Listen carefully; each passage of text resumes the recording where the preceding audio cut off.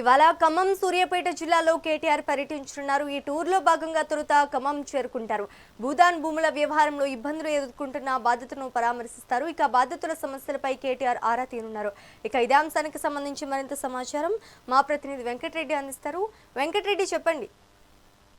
Good morning Sreeja. ఇక తెలంగాణ రాజకీయాల్లో అయితే కీలక రాజకీయ పరిణామాలు చోటు చేసుకుంటున్నాయని చెప్పొచ్చు. ఇక నేడు కేటీఆర్ తీసుకున్నటువంటి రెండు అంశాలు కనుక పరిశీలిస్తే, ఇటు ఖమ్మం జిల్లా పర్యటనతో పాటు సూర్యాపేట జిల్లాలో అయితే ఇక పేదల పక్షాన ఇక తమ వాయిస్ వినిపించేందుకు అయితే ఇక ఈ షెడ్యూల్ ఖరారు చేసుకున్నట్టుగా కూడా తెలుస్తుంది. ముఖ్యంగా కేటీఆర్ మరి కాసేపట్లో ఖమ్మం జిల్లాకు చేరుకొని అక్కడ భూదాన్ భూములకు సంబంధించి 1000 గుడిసెలను తొలగించిన కేసులో ఇక ప్రభుత్వ వైఫల్యాలను ఎండగట్టే దిశగా అయితే తన ప్రణాళికల్ని ముందుకు వేసుకుంటూ వెళ్తున్నారు. ఇక మరొక వైపు మధ్యాహ్నం తర్వాత సూర్యాపేట జిల్లా కోదాడకు చేరుకొని అక్కడ లాకప్ డెత్ జరిగినటువంటి కర్ల రాజేష్ కుటుంబ సభ్యుల్ని పరామర్శిస్తూ కూడా అక్కడ జరిగినటువంటి తప్పిదాలను, అదేవిధంగా పోలీస్ శాఖ నుంచి వచ్చినటువంటి ఆరోపణలను కూడా ఇక తిప్పికొట్టే విధంగా కేటీఆర్ పర్యటన అయితే ఉండబోతోంది. దీనికి సంబంధించి బీఆర్ఎస్ శ్రేణులు భారీ ఎత్తున ఇటు ఖమ్మం సూర్యాపేట జిల్లాలో కేటీఆర్ ని ఆహ్వానించేందుకైతే సర్వం సిద్ధం చేసుకుంటున్నారు.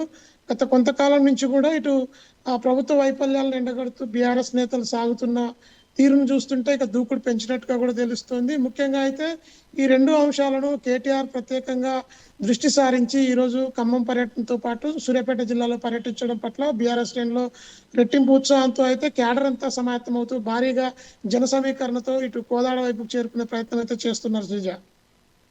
For the update Venkatareddy.